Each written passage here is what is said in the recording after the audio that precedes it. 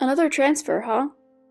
My husband Oliver came home, clearly down in the dumps. So, where's the next assignment? It's actually near my parents' house. What? The term is about a year, so I was thinking maybe we could live with them for a while. The proposal to move in with his parents caught me off guard. My name is Bella. I'm 33 and work part-time while taking care of the house. Oliver's job involves a lot of transfers, so I stick with part-time work. Each time we move, I have to find a new part-time job from scratch. But I knew that when we got married. I find excitement in exploring different places, and we've been married for 4 years now. Our favorite pastime is to discover local spots and visit them together on Oliver's days off. His next assignment is close to his parents' home. We've always rented apartments, and finding a new place is a hassle. If we're moving again in a year, living with his folks isn't a terrible idea. That's how I justified it to myself. I think we get along with my in-laws, at least on the surface. We don't see them often, maybe 2 or 3 times a year. And my father-in-law Aiden is usually away for work, so we haven't had many deep conversations. As for my mother-in-law, Isabella, she's a busybody and a chatterbox, to put it nicely. Whenever we visit, she talks about some neighbor, and I have no clue who they are or why their story should interest me. I just laugh it off mostly. But I figured we could tough it out for a year. Boy, was I wrong. A month later, Oliver and I headed to his parents' home. We're saying goodbye to a place we've lived for 2 years. With that thought, we got into the car. We knew his job required a lot of moving, so we kept our belongings to a minimum. So minimal that even the moving company was surprised. When we arrived, Aiden and Isabella greeted us warmly. "Thank you for having us."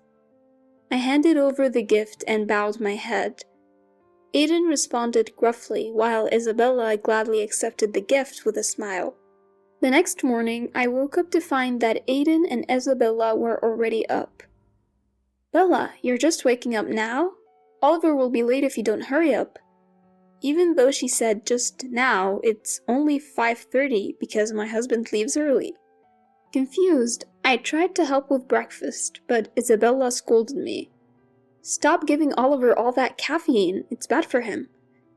My husband always has coffee before leaving for work, so when I went to make coffee, she criticized me like that. As he prepared to leave for work, my husband came to my defense. "Mom, I asked for the coffee. I can't think straight without it." Hearing this, Isabella glared at me, but broke into a smile. "Fine, then I'll make it." Saying so, she snatched the coffee pot from my hands and started brewing it. From the get-go, things weren't going well. I optimistically thought I would get used to it eventually. That notion was shattered just 2 months later. I had started a part-time job about half a month after we moved. Isabella was a housewife. When I got home in the evening, only Isabella was there. She approached me and said, "Do you really need to work part-time?" "Huh?" I couldn't help but ask her to clarify.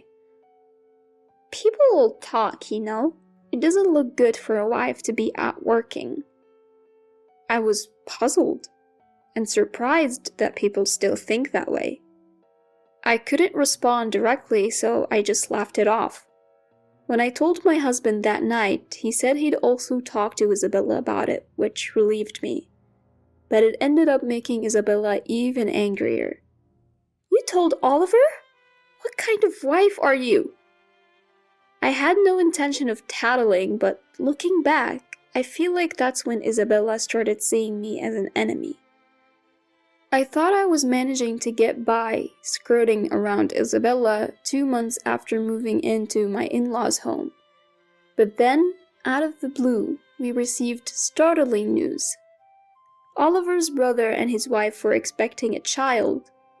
They said they wanted to have the baby here since her parents live far away. Aiden and Isabella were more than happy to have Lily move in. And so, starting from the next week, Lily, my sister-in-law, became our new housemate. Bella, could you please get Lily a drink quickly? And buy a blanket, we don't want her getting cold. Ever since Lily moved in, it's like I've become the housemaid. If I cook, I get told it's not fit for a pregnant woman. If I clean, it's, you can't let a pregnant woman do that, hurry up. All the household chores are on me, while Lily either snacks, watches TV, or scrolls through her phone. I understand that being pregnant isn't easy, so that's okay. But she won't even look me in the eyes, let alone say thank you. Isabella takes care of Lily, serving her drinks and snacks. Yet, all these are items I've bought. It feels unfair. I was putting up with it because we're living under their roof. But one day, Lily said to me, "It must be nice living with kind-hearted Isabella." Kind-hearted Isabella? What are you talking about? I swallowed those words and brushed it off with a forced smile. Still, Isabella responded to Lily, smiling. You say the sweetest things. Well, sure. I felt isolated, but given that we're staying with them and she's pregnant, I just let it slide. And then the incident happened. Bella, what are you doing? Hurry up! Lily had a prenatal checkup and I had to drive her there. Neither Aiden nor Isabella can drive, so we had no choice but to use my car. It would have been fine, except they only told me 30 minutes before we had to leave. As I was getting ready to go to my part-time job, Isabella frantically told me to take the day off. But I'm already running late. So what? It's just a part-time job. We'll be fine if you're not there. Now bring the car around. It's just a part-time job? I was irritated for a moment. You don't make much from your part-time job anyway. You can afford to miss it. You can't have kids, so Lily's child will be the first grandchild, get it? The first grandchild, the one we've all been waiting for. Is this what they call grandbaby fever? I couldn't help but smirk, recalling an article I read online. Normally, I'd lose my temper by now, but my husband's job contract lasts only 1 year.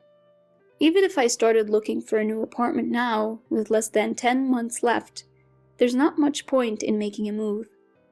So I had been gleefully watching Isabella dote on her grandchild-to-be, counting down the days until I could move out. But then her next words made my blood boil. So, while we're at it, why don't you get yourself checked out, Bella? What do you mean? An infertility test, of course. You haven't done one, have you? If you're infertile, you might as well leave this house. We don't need a daughter-in-law who can't give us grandchildren. I gave Isabella a little pushback, trying to hide my frustration. Well, I'm off to my part-time job. I heard her yelling something behind me, but I ignored it and went to work. The unfair treatment continued. Isabella took meticulous care of Lily while constantly bossing me around. I thought about talking to my husband, but didn't want to be accused of tattling, so I just went on listening to them without much thought. Isabella and Lily seemed to have conspired against me. They only picked on me when Aiden and Oliver weren't around. Aiden, though gruff, seemed to be on my side, and Isabella sensed it. She acted like the perfect mother-in-law when he was around. Only 3 months left until Lily gives birth. I have to hang in there. That's what I kept telling myself. Bella, please hurry up and hang the laundry. And clean up. Look, it's dirty over there. Sister-in-law, we're out of drinks. Go buy some, will ya? The same old scenario when Aiden and Oliver left for work. The two of them barking orders while sitting comfortably. Bella, take this to Lily's room, quick! Isabella pushed a large sofa towards me. Wait, I have to move this by myself? Just as I started dragging it, I sensed someone at the front door. Oliver. My husband was standing there, still in his suit. That's when Isabella hurled some laundry from the living room. "I told you to clean this up." Seeing this, my husband completely lost it. Seems he came back to grab something he forgot, but that was the least of his concerns now. "Mom, what's going on?" I followed him into the living room, where Isabella looked at me with a surprised expression. "Well, Bella said she could handle the chores, so I left them to her." Isabella tries to put on a brave face, but when my husband confronts her, she gets unreasonably angry. "Look, we're the ones providing a roof over your heads. You should be serving us as your landlords. Besides, I'm about to be a grandmother to my first grandchild. Shouldn't you have chosen a wife who can have kids?" My husband's boiling at this point, but I step him before he can explode. "Enough is enough. We appreciate the place to stay, but we're paying our share, right? If you're going to bring up money, then at least let me work part-time. You had me quit my job to take care of Lily, remember? Also, a child is a blessing. Stop comparing us." "What's up with that attitude? You're living off us." "Fine, we'll leave, like right now." I look at my husband and he nods in agreement. Luckily, he has the day off tomorrow. We decide to pack up and leave as soon as possible. To start, my husband and I dropped by my parents' house to explain the situation and leave some of our belongings there. My parents offered a suggestion to my apologetic husband. "Why don't you live here if Oliver can still commute to work?" My childhood home is a two-family house where my parents and grandparents used to live. Since my grandparents passed away, the second-floor living space has been vacant. They said we can move in right away with some cleaning, so my husband gratefully accepted, and we decided to live there. Though the commute for my husband got a bit longer, it wasn't unbearable. Life for the two of us was comfortable. A week later, a call comes from Lily. "Bella, you need to come pick me up from my prenatal checkup." I sigh. "Why should I have to do that? You can take a taxi." "That's a waste of money."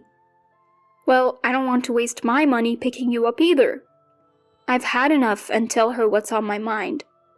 "Why should I pick you up when you treat me like it's a given, without any gratitude?" I hang up the phone. Another week goes by, and there's another call, but it's from Isabella this time. "Yes." "Bella, please come back." I am taken aback by her sudden plea. "It's Lily. She's treating me like her personal servant. Today she even threw food at me because she didn't like it." Ugh. So what do you expect me to do? I hold back the words at the tip of my tongue and just let her vent. Plus, she says she's staying here for a while after the baby's born, and I'm supposed to take care of everything. I can only sigh. "Hello, are you even listening?" No, not really. I really want to give her a piece of my mind, but I reluctantly engage in the conversation. "Isn't it great?